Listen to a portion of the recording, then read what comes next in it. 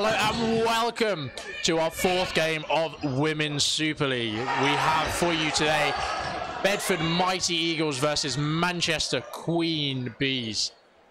It's me again, Jonathan, from the last game, and joined by the ever fabulous Greg. Oh, thank you very much. You're welcome. A good game. This is obviously it's very tight at the top of the Super League. You've got sort of Spartans, Phantoms, and Beagles all up there in the midst of things, fighting for that title. Beagles obviously won it last year. Looking to do the repeat. Well, we're about to find out, because if they beat Bees, who have been on a very good run.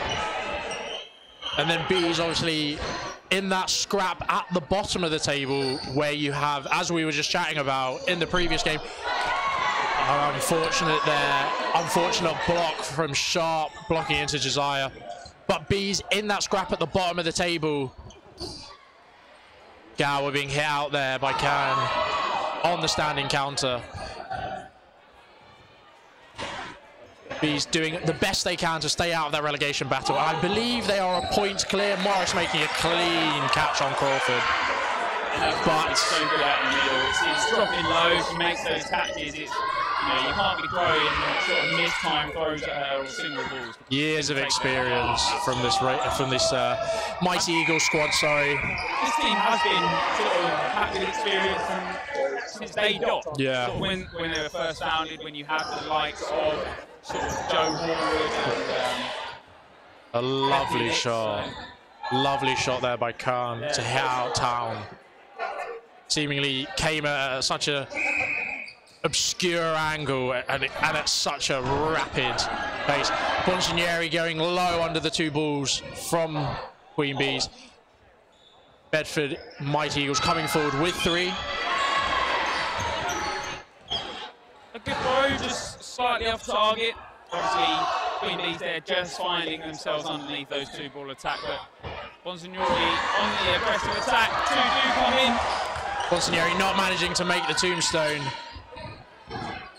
But as we were chatting in the previous game, with there's so much space on court to move around with, some of these two ball attacks are so hard to get right.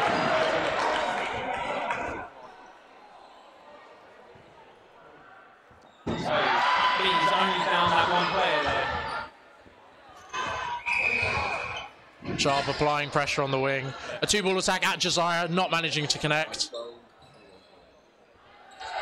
Now the standing gives Beagles that time to reset. They know the time that's left on the clock, because obviously John Rutland is on that sideline there. He's talking to the team as much as he can. So obviously Bedford Mighty Eagles do not need to throw at the end of that set. They'll take the first set, 2 set points up in this game, John. A very clinical set there from Bedford Mighty Eagles. That catch from Morris really being that screw that turned the set in their favour. After a couple of unlucky and different hits, with Abigail being hit out the front of court and Sharp blocking it into Josiah.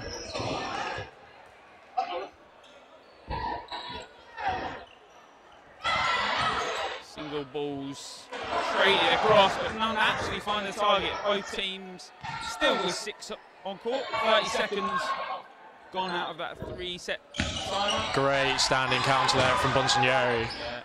Takes out Hindu. Does try to throw through it, and she does it. She's trying to get underneath it at the same time. Obviously does find connections with her back. That's sort of the position that you're in, where you're always forced to throw through and you're always told to throw through.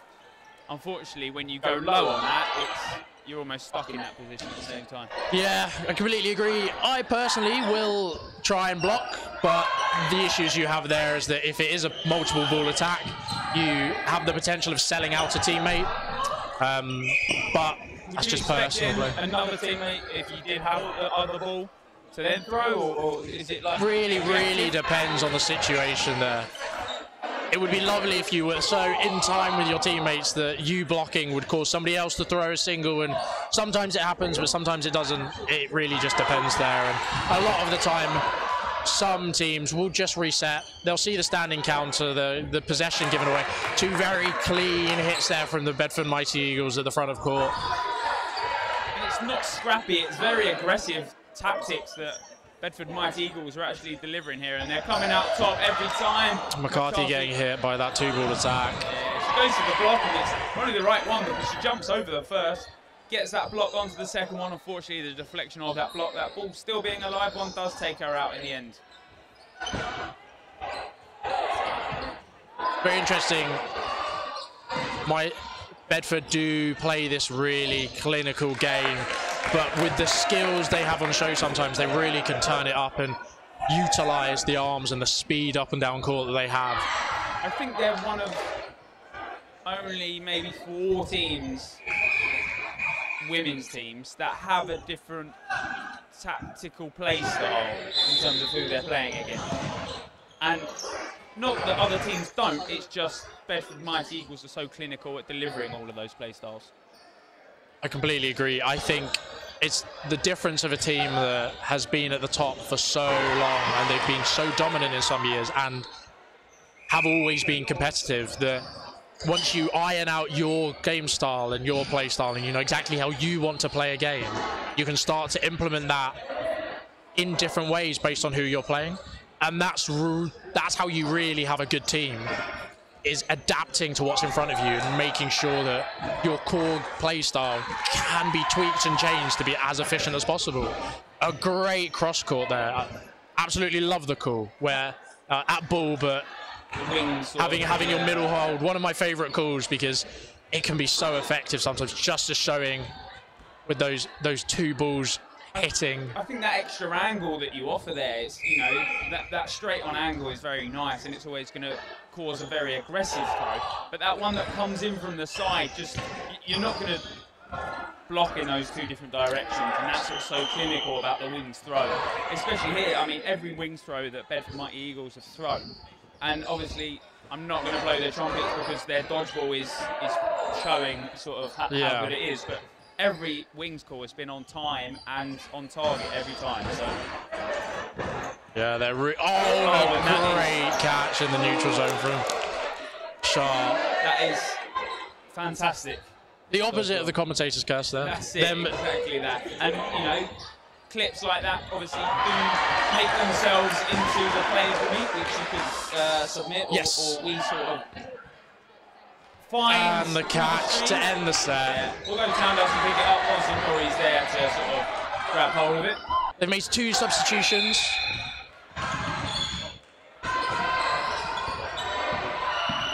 With Crawford and Howard coming off, I believe.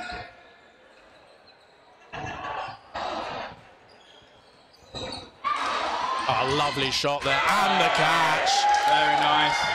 Takes out Town from the sort of running counter, track back, like you said, picks up Josiah. Yeah.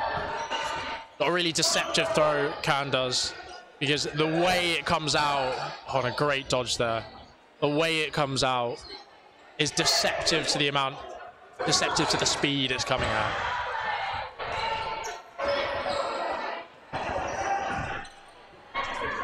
Morris with that ball, she's sort of, that's what's so good, that when that middle player sort of has the ball in hand, they take that extra step forward and it does apply the pressure. McCarthy not managing to get that catch at the front of court. But Abigail does pick up that rebound catch that brings on Town, who now sits in middle. She'll pick that 4th ball up, and Bedford Mighty Eagles come forward with a 4, throw 3, and yet again it's clinical as ever.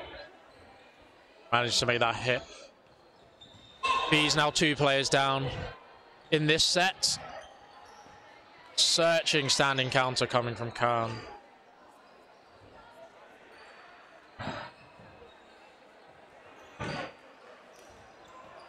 Lovely dodge there, and the hit. Monsignori managing to take the 1-for-1 there, which keeps that 2-player advantage, for Bedford Eagles. It's a good trade out. Obviously, a great then response from him from the side of Bees. Gowan not managing to make that catch. Making sure that if you're caught in that neutral zone, in that sort of upper end of your half, that you're being punished sort of for hanging around too often. Cambridge not finding Jack. Something you find a little more in the men's game than you do in the women's when it comes to those running counters. We call it biting in, where a player, knowing that a two-ball running counter is coming at them, because they are such effective tools to be using, players will go a bit chunky there from Town, but she manages to make the catch, as opposed to the set before where Monsignori collected it for her. As I was saying, players do tend to bite in knowing that their survivability may not be as high. So a good scenario for them is to take a player out with them or pop the throw beforehand, and it disjoints that running counter so that it's not that high percentage hit that it could be. Good to see Monsignori doing it in the women's game, and I'm sure it will become a bit more prevalent.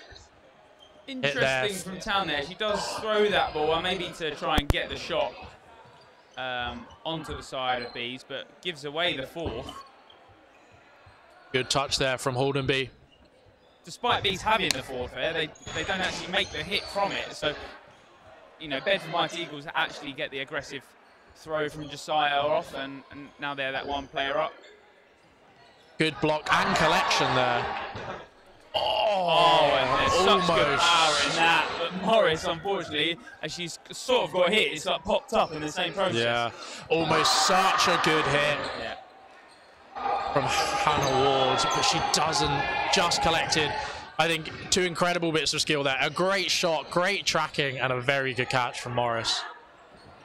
Gower applying the pressure with that last ball.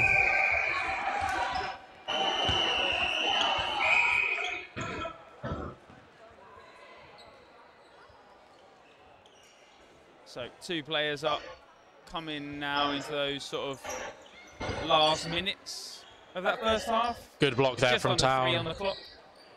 Yeah, good block from Town. Like you said, she's now sort of playing in that middle. Normally you'd like to see her on that wing spot, but she's playing more central. She is still being given that ball, and it's something that I think comes more from the foam aspect of dodgeball. That last ball is given to the middle player. Yeah, so unlucky there. Sharp going for the catch and it ricocheting into Morris. I think it's something that I've tried to figure out personally. I do like playing foam. And McCarthy takes the catch. Bees are now up in this set, but I've been trying to figure out why you have the ball in the middle. I think, to me, there's too many angles of different threats for it to be effective. Yeah, but I agree, personally. I'm yet to be given a definitive, objective answer as to why it's a good idea. But if you have any thoughts or know more about the foam game than either me or Greg, please do tell us in the comments or in the chat. We would love to know, because I just don't understand it personally. We don't know.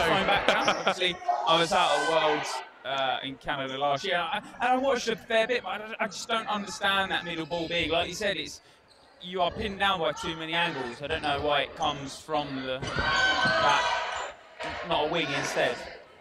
Yeah, it's good to see Bees playing a bit more controlled now that they're up in the set, knowing the time left and knowing that they do have the plays up. Very well done from Bees after that clutch catch by McCarthy and a couple of hits. They managed just to take their first win of the half.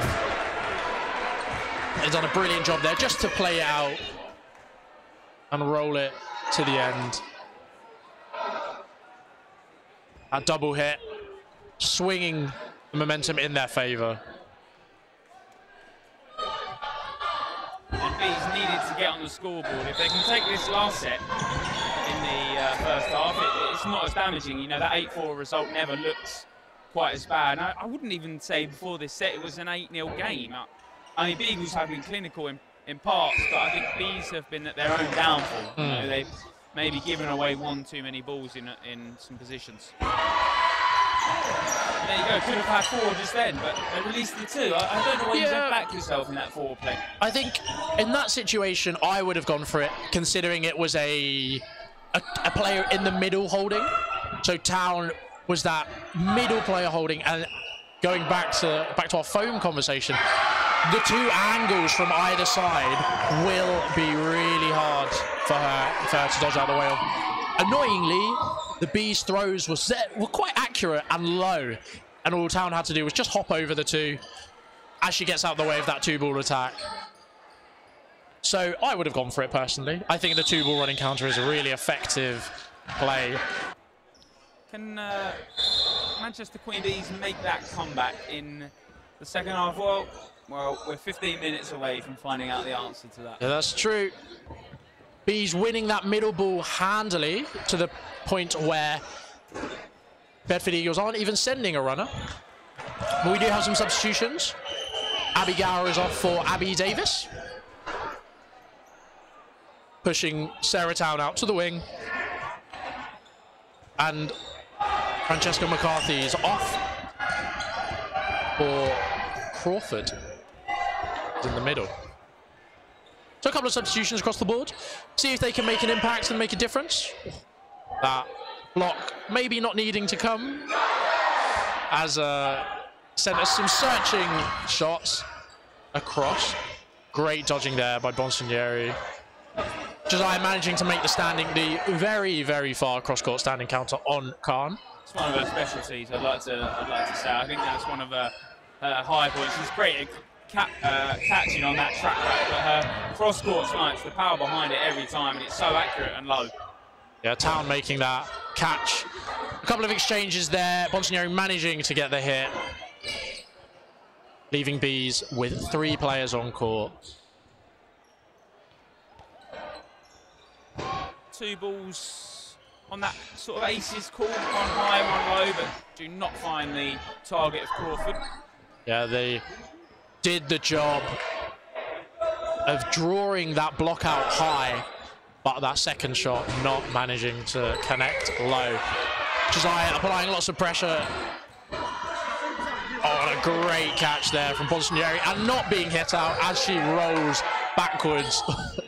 I don't think she would have even had a clue if she did roll back and got hit anyway, because but she evades it this time around. Morris throws through despite getting hit and actually does evade it. It's sort of that throw where she turns her full body into it. Done a great job to get out of the way there.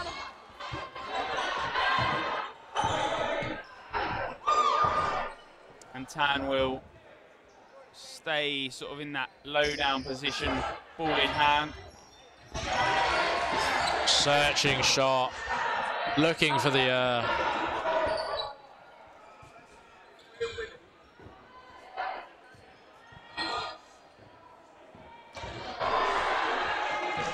another single ball. Yes, great low. dodging there. Very good dodging. A lot of work for her at the moment. Good hit there. But good discipline from Josiah in the other end, because you know Tan's gone low and does make catches in that area where she heads low into that neutral zone. She's going to hit the running counter. Gets hit by the 2-ball attack. But the time was up anyway. And Bedford Mighty Eagles extend their lead even further, 12-2 up in this game. Done a great job there. It's sort of tight in that aspect at the top, that even though teams are or could be equal on points, the set difference is what separates them currently. Yeah, it's so tight across this league because, as we've said, at the top there's things going on, at the bottom there are things going on, and in the middle there are things going on. So it's great that this league is so competitive and so exciting for us to see. And as we get to these penultimate and final league meets, people are going to be there with the league tables out, looking at who needs to win what game and how many points they need to get. And if it's anything like last year, it really will come down to the wire. And it does come down to the wire. Bees coming forward with 3 balls now. A great catch in the middle. That post throw from Bonsignori not finding its target. And another one! If you didn't learn from the first, you'll probably learn from the second. Do not throw single balls on the track back there. And a hit. That is a 3 players. Out. Trying to think of the acceptable way to put it. Yeah. Without being a bit too... A three-player swing, maybe? Swing.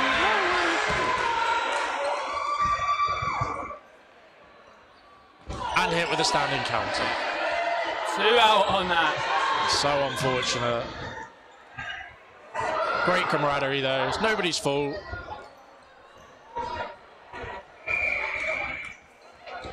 Good clearance.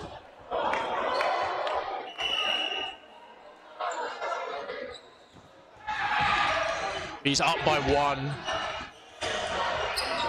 Good dodge there to get out of the way of Townsville. That's all you've got to do, track back quick and just sort of that gazelle leap over it, because you know that single ball from Town is going to come in low. It's going to aim for toes every time. And Bedford Eagles are such a good team that they will have seen those 2 catches and instantly will be going, not again. We won't be aiming in the same place, so they'll be looking for those hits. Town hit out.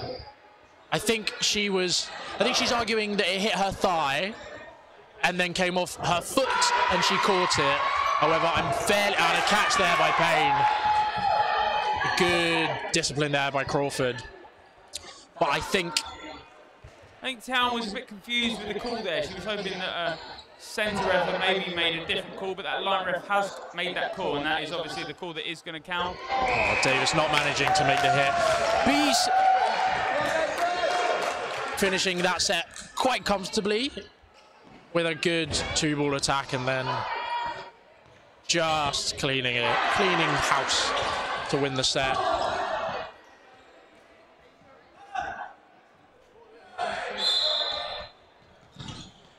Scoreline 12-4 now. 8 minutes left, a little too late. You'd have to start putting some serious points back. Yeah, I think it's on Bedford now to just slow the game down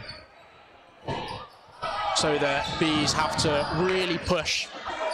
And normally when teams are really pushing, they may make mistakes.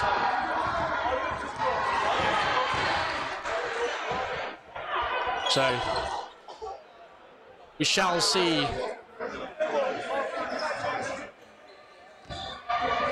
Running counter is going to come in. Different targets though.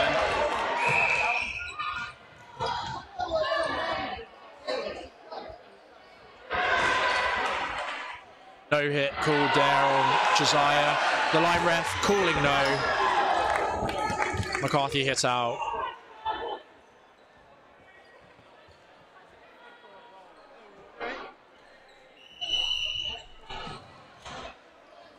I think Bees maybe a little upset on that decision. I think they do believe the ball has hit Josiah, but she's confused herself, and sometimes that is the way, you know, the 5 balls that are in play, and they're going different ways. You're waiting on that referee to make the call rather than calling yourself out in certain aspects. Oh, what a great catch there by Payne. It's just part of the game, and it's kind of quite a tough thing to manage because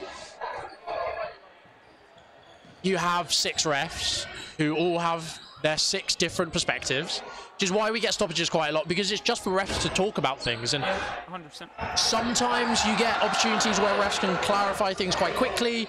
Sometimes you don't, and it's really tough to be able to do that.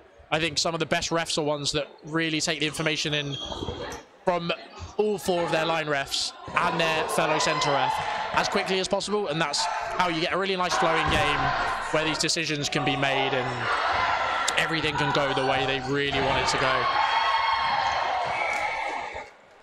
And then sometimes you just get situations where nobody saw what happened, and it's quite annoying, but it is the situation that happens. Bees and Bedford Eagles now at 4 players apiece. Bedford Eagles coming forward with a hit there called. Very accurate shot there by Davis.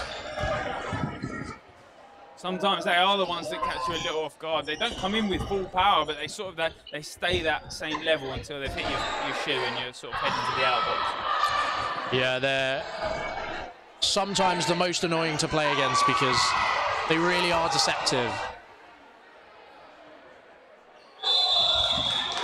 And the set, Bedford doing a great job just to manage the time there as they put themselves 10 points clear of Bees. So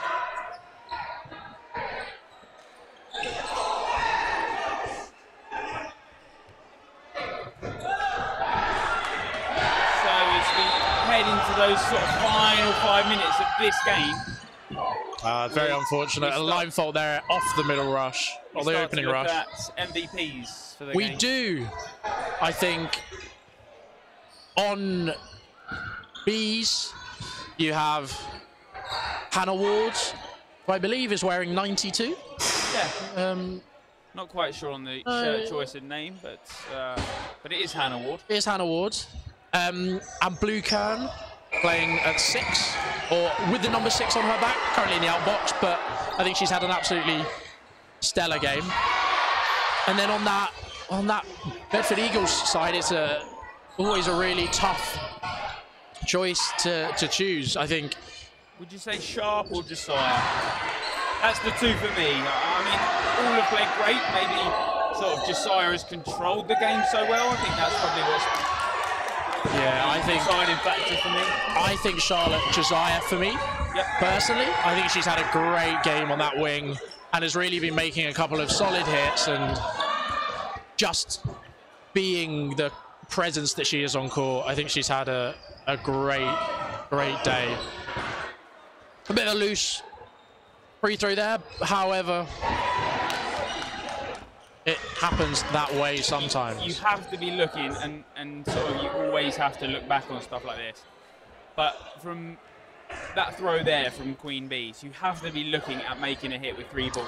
Yeah. No matter what league you're in. Well, we've been finding down at Spartans that across the board, a lot of the multiple ball attacks are not working as well as they are, and I think it's because you hear a 2 or 3 ball attack, and your accuracy kind of goes a bit because you know you're throwing with people, so you kind of just throw at the generic player.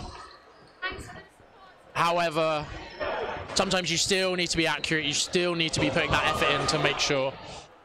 So we are now sticking. We're now sticking your choice for MVPs. And obviously, just to make sure, obviously, we've got Josiah from Bedford Mighty Eagles and Ward from Manchester Queen Bees. We have just put 92 on Ward because she's wearing a different shirt. So just to clear up, that is Hannah Ward. Yes. As we say that, she does head up to the outbox.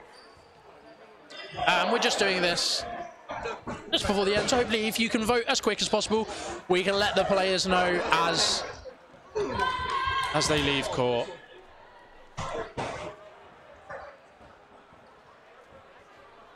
So a 1v3. Just Payne left in on her own against Dying seconds. And there's the set.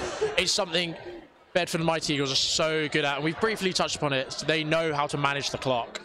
They know what they need, when they need to do it. They do it time and time just to again. win the set. Yeah, exactly. Doesn't matter how you win those points, as long as you get them.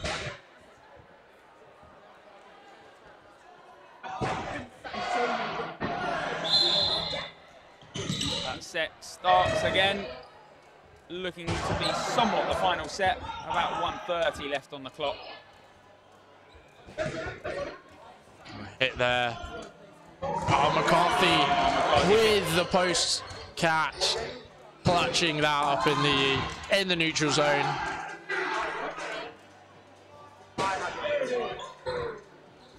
Opposites.